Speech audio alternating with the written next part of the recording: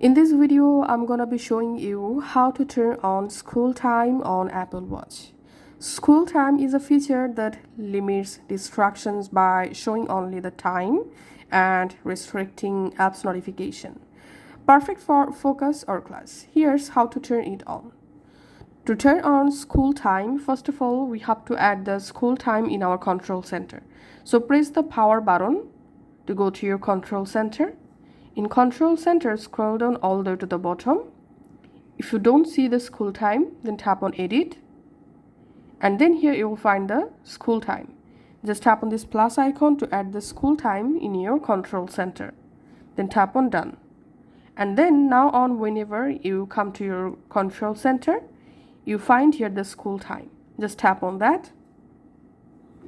And we can see school time. Just tap on school time.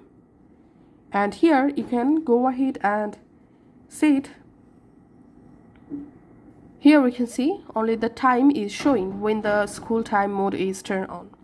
And to turn off school time mode, you have to hold down the crown until you see the school time unlocked.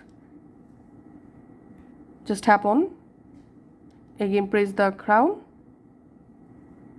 Just scroll down and tap on exit to exit the school time mode.